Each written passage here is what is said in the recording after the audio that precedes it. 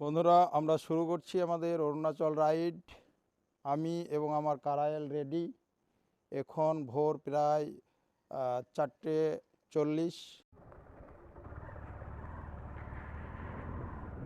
বন্ধুরা, সবাইকে সকালের শুভেচ্ছা, সুপ্রভাত, আসসালামু আলাইকুম। আমাদের অরুণাচল রাইড শুরু হয়ে মোটামুটি 550 কিমির উপর। দেখা যাক, আপনাদের দোয়া, আপনাদের আশীর্বাদ সঙ্গে থাকলে নিশ্চয় আমরা পারবো।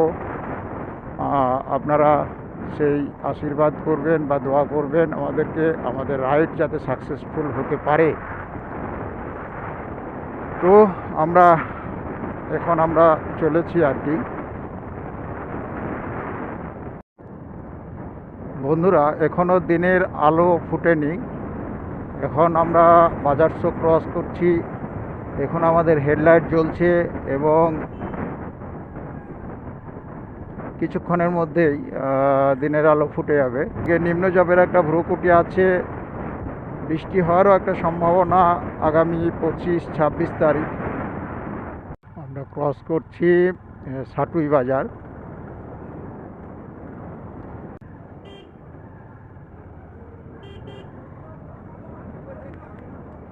সাটুই বাজার বন্ধুরা, এটা হচ্ছে শশাঙ্কের রাজধানী যদুপুর বা কর্ণসুবর্ণ। এখানে ওভার স্পিড করলেই বিপদের সম্ভাবনা। তো আমরা ধীরে ধীরে যাচ্ছি, কোনো রকম রিস্ক নেব না। আমরা পৌঁছে গেছি উত্তরপাড়া মোড়।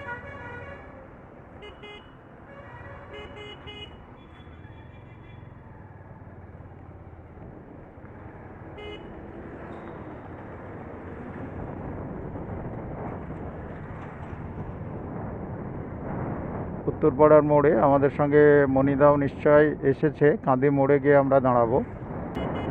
যেমন ট্রাক, অন্যান্য ছোট গাড়ি সব মিলিয়ে সাংঘাতিক রকমের চাপ। তবে বহরমপুর বাইপাস হয়ে গেলে, দীর্ঘ 14 কিলোমিটার একটা বাইপাসের কাজ চলছে, তো তখন শহরের উপর দিয়ে যানজটটা অনেকটাই কমে যাবে।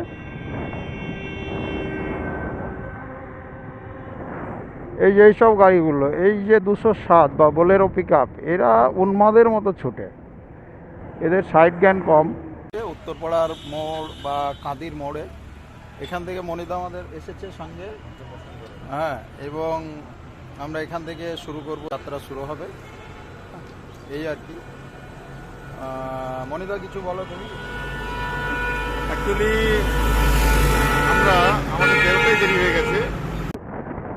আমাদের যাত্রা শুরু হয়ে গেল বহরমপুর থেকে। কিছুটা গিয়েই ওয়ান ওয়ে রাস্তা পেয়ে যাব। রাস্তা খুব ভালো। তো আপনারা সঙ্গে থাকবেন। আমার প্রথম ব্লগ নিশ্চয় আপনারা দেখবেন, লাইক করবেন, শেয়ার করবেন, হ্যাঁ, এবং কমেন্টও করবেন। এটা বহরমপুর বাইপাস।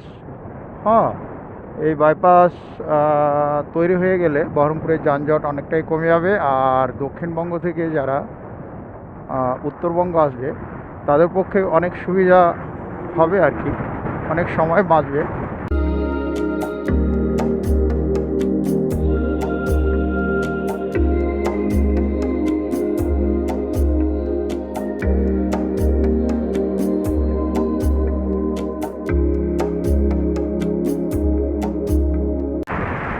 তো দেখুন কত সুন্দর জায়গাটা। হ্যাঁ, খুব সুন্দর একটা পার্ক। আমি আয়রন ব্রিজের প্রায় কাছাকাছি এসে গেছি, তো ব্রিজটা কভার করব।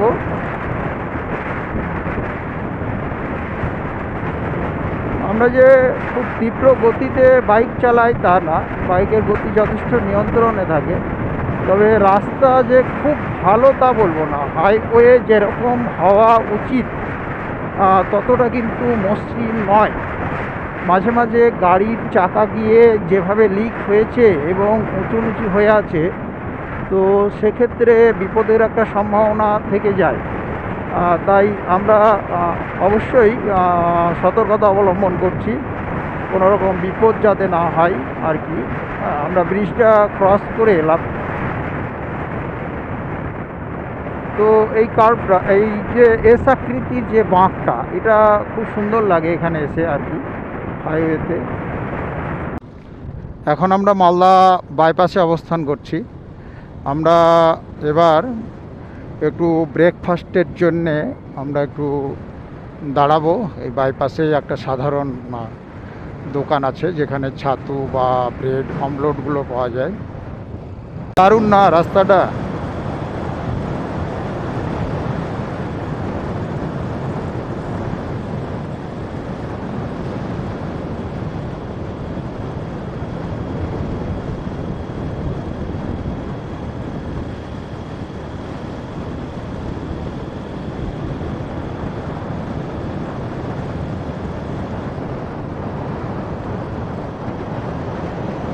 মনিদা নিশ্চয়ই দাঁড়াবে সামনে, দাঁড়িয়েছে। ও তো একটু অ্যাডভেঞ্চার বা থ্রিল বা কোনো সময় একটু ওভার স্পিড ওর হয় আর কি, ওটা ওর রাইডের আর কি একটা কি বলবো এক্সট্রা, ওটাও করবেই আর কি। হ্যাঁ, আর আমি মাঝে মাঝে ক্যামেরা করার জন্যে একটু মাঝে মাঝে স্লো হয়ে যাচ্ছি।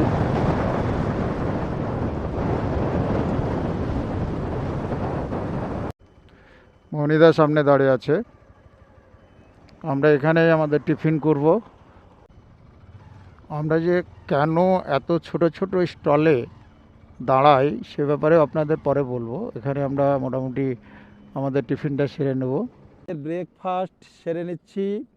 এই আমাদের রফিক সাহেব শুরু করেছে খুব সাধারণভাবে। এই সাধারণ দোকানে এই যে দিদি আমাদের লুচি ভাজছে, হ্যাঁ, আমরা সাধারণভাবেই এগুলো করে থাকি, কারণ অনেক রকম আছে প্রান্তিক মানুষ, সাধারণ মানুষ। এখানে খাবারটাও যেমন টাটকা হয়, আন্তরিকতাও থাকে অনেক বেশি। যদিও আমরা ভেবেছিলাম যে 8:30টার মধ্যে আমরা আমাদের ব্রেকফাস্ট এখানে কমপ্লিট করে সামনের দিকে রওনা হব, কিন্তু কিছুটা সময় আমরা পিছিয়ে পড়েছি। যাই হোক, সবই রাইডের অঙ্গ এগুলো। অ্যাকচুয়াল টাইম অনুযায়ী তো কোনো কিছু হয় না। তবে বাংলাদেশি বন্ধুরাও আমার খুব প্রিয়। বাংলাদেশি বন্ধুরা আমার এই ভিডিও একটু লাইক করবেন, দেখবেন। আশা করি আপনাদের প্রচুর ব্লগার আছে যারা আমার খুব প্রিয় এবং তাদের ভিডিও আমি নিয়মিত দেখে থাকি। আপনারা ভারতে আসেন, লাদাখ রাইড আপনারা করেন, সে ভিডিওগুলো দেখি। আপনারা ব্লগার হিসাবে সত্যিই খুব ফেমাস, ভালো লাগে আমার। অনেক বন্ধু আছে, এছাড়াও কিছু বন্ধু আছে যারা ঘুরে বেড়ায়, যেমন আমার খুব কাছের বন্ধু রিয়াদ মোর্শেদ বা পারভেজ ভাই। নিশ্চয়ই আপনারা যদি শোনেন আমার এই কথা, আপনারা কত প্রিয় তাহলে বুঝতে পারবেন। আরও অনেকে আছেন, বাসিরুল্লাহ ভাই, যিনি লাদাখ ভ্রমণ করবেন বলে আমাকে বলেছিলেন আমার সঙ্গে। তো আমরা গত বছর লাদাখ করেছি 2021-এ। কোনো ভিডিও আমরা সেরকম ইউটিউবে দিইনি, বানাইনি। যাই হোক, আপনাদের অনুপ্রেরণাতেই এই ভিডিওগুলো বানাচ্ছি। তো নিশ্চয়ই আপনারা দেখবেন, পরামর্শ দেবেন। আর এই মনিদা চলে গেল আমাকে ওভারটেক করে। ও খুব মজা পায় একটু জোরে বাইক চালিয়ে। আমাদের আরও এক বাইকার। আমরা রায়গঞ্জ পেরিয়ে এলাম। রায়গঞ্জের ভালোই জ্যাম ছিল। আর রায়গঞ্জের বাইপাসের কাজ মোটামুটি কমপ্লিট হলেও বাইপাস এখনও ছাড়েনি আর কি, আমাদেরকে শহরের ভিতর দিয়েই আসতে হলো। একটা টোল প্লাজা হচ্ছে। মোটামুটি 12টার সময় আমরা হয়তো ডালখোলা পৌঁছে যাব। রাস্তা খুবই সুন্দর এখন। ডালখোলা আর মাত্র 37 কিমি।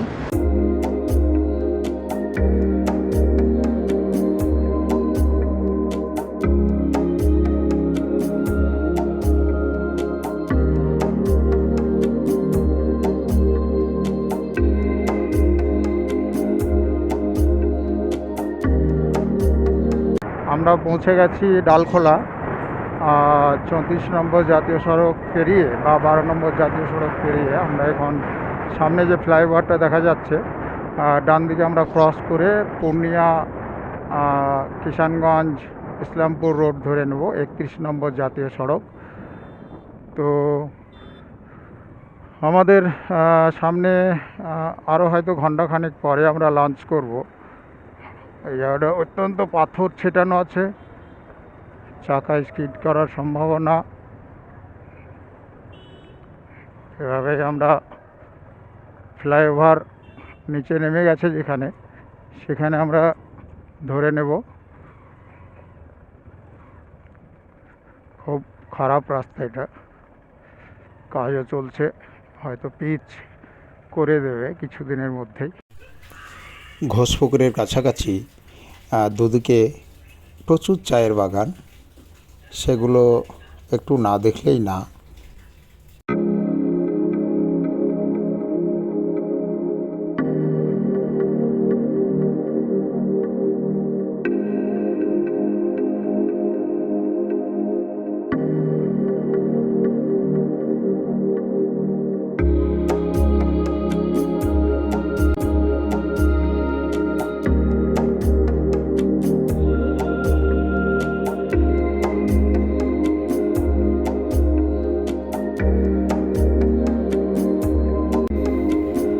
এসে গেছি আমরা ঘোষপুকুরে।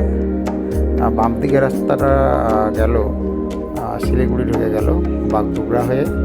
আমরা ডান দিক হয়ে চলে যাচ্ছি ফুলবাড়ি রোড, আর এটা ঘোষপুকুর ফুলবাড়ি ফ্লাইওভার।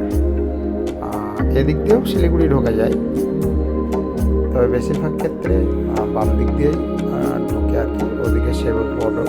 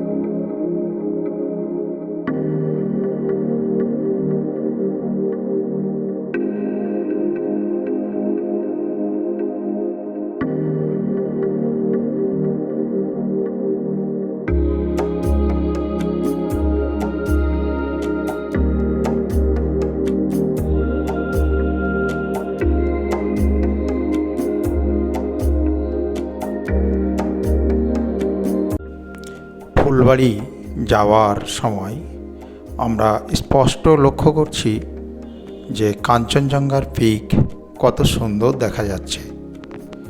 ক্যামেরার লেন্সে ধরা পড়ছে কি না তা বুঝতে পারছি না, তবে আপনারা যদি একটু লক্ষ্য করেন হয়তো দেখতে পেলেও পেতে পারেন। অসম্ভব সুন্দর।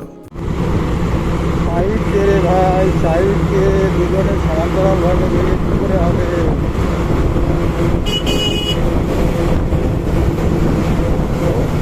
ভাই সাইড কে, ভাই সাইড কে।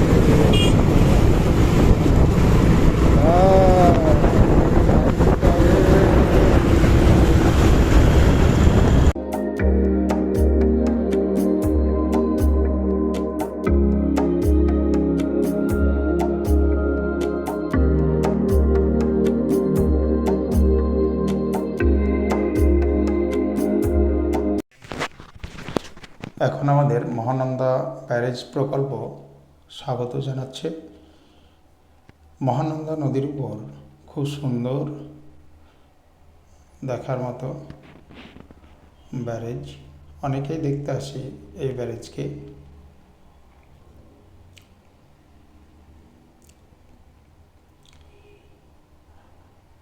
ব্যারেজের উল্টো দিকে বাঁ দিকে জল আছে, কিন্তু ডান দিকটা একদমই শুকনো। তো আমরা অবশেষে ফুলবাড়ি এসে গেছি। দেখি আমাদের প্রিয় শঙ্করদা কোথায় আছে? এদিকে পেট্রোল পাম্প, ওই প্রিয় শঙ্করদা সম্ভবত পেট্রোল পাম্পে। প্রিয় শঙ্করদা শিলিগুড়িবাসী, উনি আমাকে খুব ভালোবাসেন, ছোট ভাইয়ের মতো, আমিও দাদার মতো। আমার লেখালেখি উনি খুব পছন্দ করেন। তো সেই সুবাদে ওনার সঙ্গে আমার অনেক দিন থেকেই কথা হয় বাই টেলিফোনে। আমার খুব ভালো লাগছে। আমার কিন্তু ফেসবুকের মাধ্যমে আলাপ গত 1 বছর ধরে ওনারা যখন থেকে লেহ লাদাখ ঘুরে আসার পর। আর সবচেয়ে ভালো লাগে ওনার আনন্দবাজার পত্রিকার লেখাগুলো পড়লে মনে হয় যেন আমি রাইট করছি। তো অনেক দিনের একটা ইচ্ছা ছিল, সেই ইচ্ছা পূরণ কিন্তু এই আত্মাভূষণ ভাইয়ের জন্যই হতে চলেছে। অসংখ্য ধন্যবাদ। Thank you. সন্ধে নেমে এলো এবং চারিদিকে চা বাগান। আমরা জলপাইগুড়ির দিকে যাচ্ছি। আমাদের প্রায় 1.25 ঘন্টা সময় নষ্ট হয়ে গেছে, কারণ মনিদা আর আমাদের রফিক একটু অন্য পথে চলে গিয়েছে। ধূপগুড়িতে যখন এসে পৌঁছাই, চারিদিকে দীপাবলির আলোকসজ্জা এবং সন্ধ্যা প্রায় 6টা বেজে গেছে। এখনও আমাদের যেতে হবে ফালাকাটা হয়ে আলিপুরদুয়ার। রাত্রি প্রায় 8:30টার সময় আমরা এসে পৌঁছাই আলিপুরদুয়ারের অম লজে। আমরা এখানেই রাত্রি বাস করব এবং এই হোটেলের সমস্ত ঠিকানা ডেসক্রিপশান বক্সে দিয়ে দেব আপনাদের। যারা এরকম রাইডার আছেন, আলিপুর দিয়ে যদি কোথাও ঘুরতে চান,